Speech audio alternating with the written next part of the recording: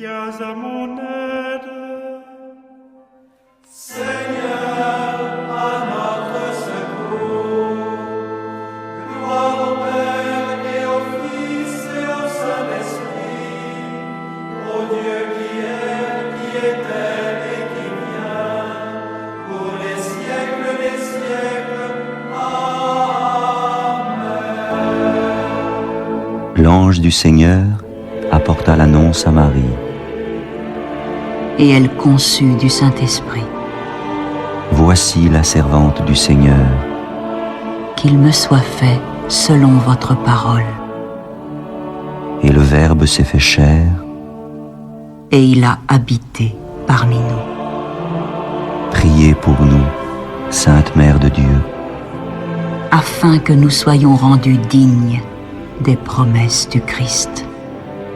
Daigne, Seigneur, répandre ta grâce dans nos âmes, afin qu'ayant connu par le message de l'ange l'incarnation du Christ, ton Fils, nous arrivions par sa passion et par sa croix à la gloire de sa résurrection. Par le Christ notre Seigneur. Amen.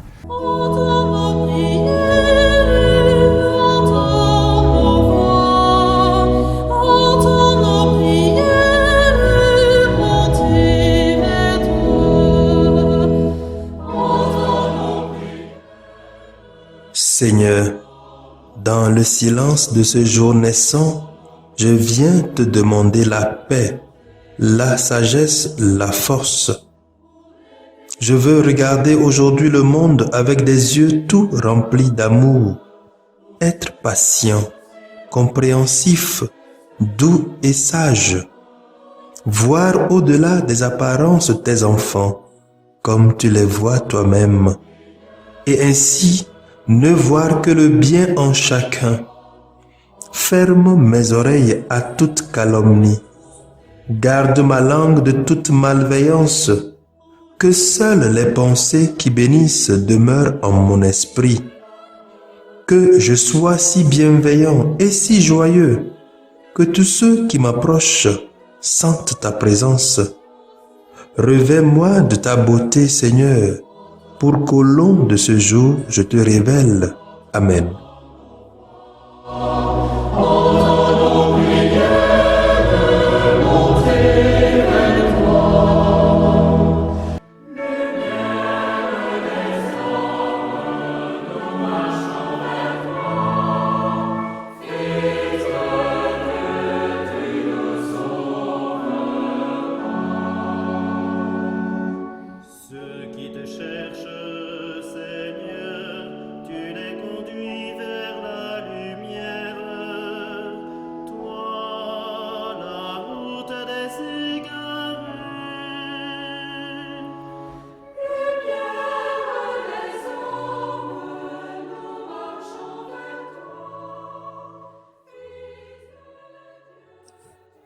Vendredi 4 septembre 2020.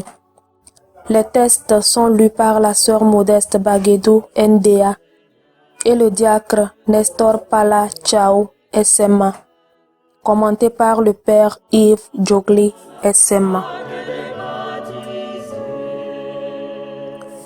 Lecture de la première lettre de Saint Paul apôtre aux Corinthiens, chapitre 4, versets 1 à 5. Frères, que l'on nous regarde donc comme des auxiliaires du Christ et des intendants des mystères de Dieu. Or, tout ce que l'on demande aux intendants, c'est d'être trouvés dignes de confiance. Pour ma part, je me soucie fort peu d'être soumis à votre jugement ou à celui d'une autorité humaine. D'ailleurs, je ne me juge même pas moi-même. Ma conscience ne me reproche rien. Mais ce n'est pas pour cela que je suis juste. Celui qui me soumet au jugement, c'est le Seigneur. Ainsi, ne portez pas de jugement prématuré, mais attendez la venue du Seigneur, car il mettra en lumière ce qui est caché dans les ténèbres, et il rendra manifeste les intentions des cœurs. Alors, La louange qui revient à chacun lui sera donnée par Dieu. Parole du Seigneur.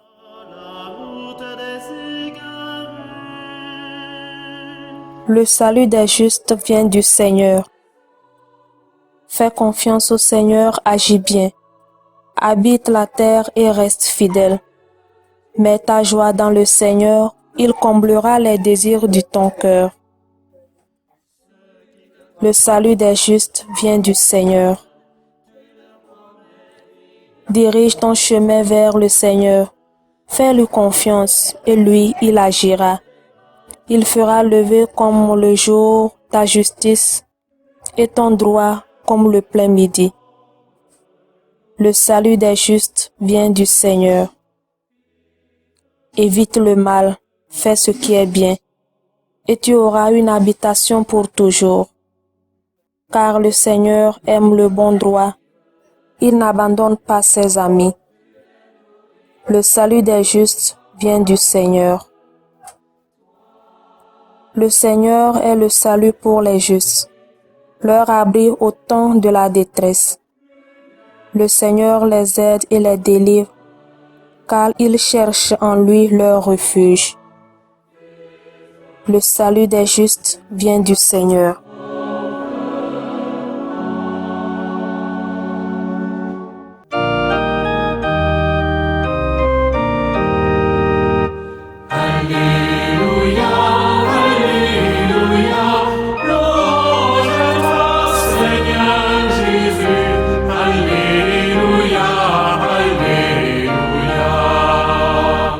Moi, je suis la lumière du monde, dit le Seigneur. Celui qui me suit aura la lumière de la vie. Alléluia, Alléluia, louange à toi, Seigneur Jésus. Alléluia, Alléluia. Le Seigneur soit avec vous. Évangile de Jésus-Christ selon Saint Luc, chapitre 5, versets 33 à 39. En ce temps-là, les pharisiens et les scribes dirent à Jésus: les disciples de Jean le Baptiste jeûnent souvent et font des prières, de même ceux des pharisiens. Au contraire, les tiens mangent et boivent. Jésus leur dit: pouvez-vous faire jeûner les invités de la noce pendant que l'époux est avec eux? Mais des jours viendront où l'époux leur sera enlevé. Alors en ces jours-là, ils jeûneront. Il leur dit aussi en parabole: personne ne déchire un morceau à un vêtement neuf pour le coudre sur un vieux vêtement. Autrement, on aura déchiré le neuf et le morceau qui vient du neuf ne s'accordera pas avec le vieux. Et personne ne met du vin nouveau dans de vieilles outres. Autrement, le vin nouveau fera éclater les outres, il se répandra et les outres seront perdues. Mais on doit mettre le vin nouveau dans des outres neuves. Jamais celui qui a bu du vin vieux ne désire du nouveau. Car il dit: c'est le vieux qui est bon. Acclamons la parole de Dieu.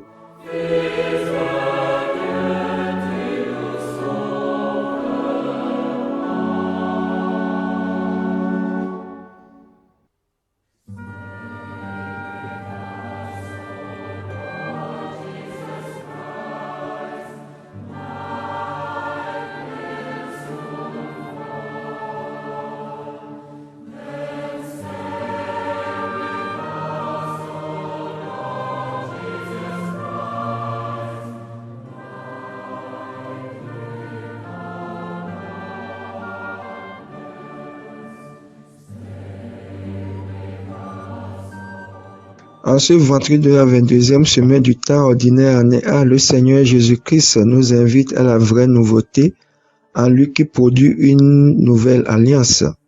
Que Dieu nous comble de son Esprit Saint pour mieux assimiler cette bonne nouvelle d'aujourd'hui et une fois notre Christ, avoir la force, la sagesse et la volonté de pouvoir la vivre au milieu de nos frères et sœurs. L'incident que nous venons d'écouter dans l'évangile de ce jour a eu lieu dans le contexte du repas qui suit l'appel de Matthieu, où se trouvaient des collecteurs d'impôts des pécheurs. Ils étaient l'objet de la désapprobation des pharisiens et des scribes. La question du jeûne est posée avec un ton critique, mais n'est pas ouvertement hostile.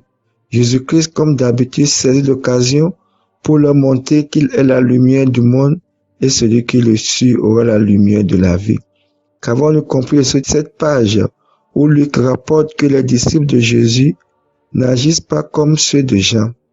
Important de bien comprendre parce que si nous voulons vraiment être des intendants du mystère de Dieu, 1 Corinthiens 4, verset 4, comme Paul nous le recommande dans la première lecture, si nous désirons nous mériter la confiance du Maître, il nous est demandé de laisser nos vieilles habitudes, le texte dit nos vieux vêtements, pour nous donner des comportements de grande mobilité et souplesse qui dégagent un parfum d'un évangile toujours nouveau, toujours rafraîchissant.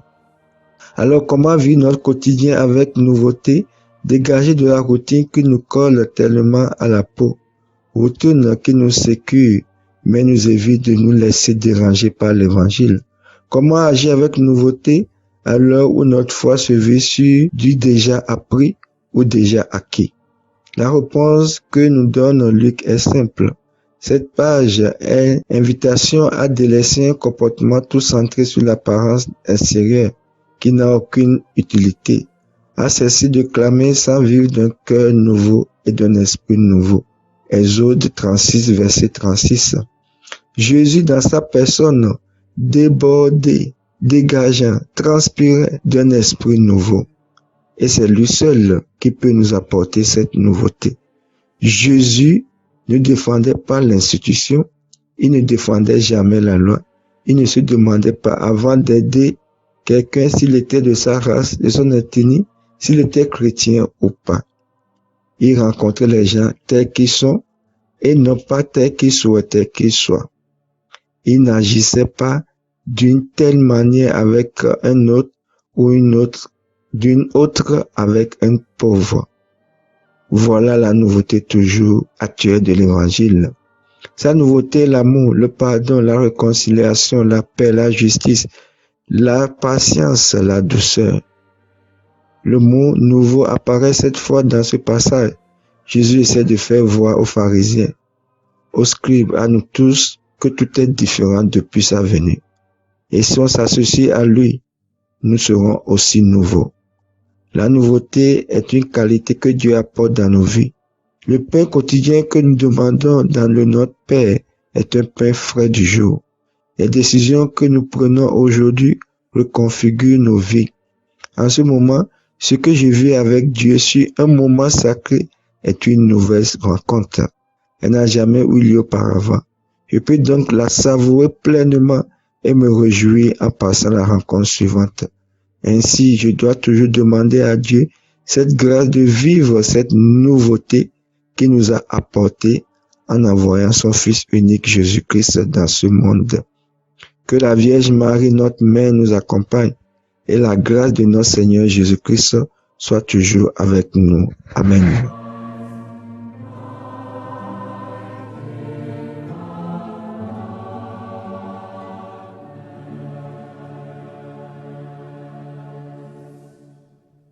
Le Seigneur soit avec vous. Et avec votre esprit.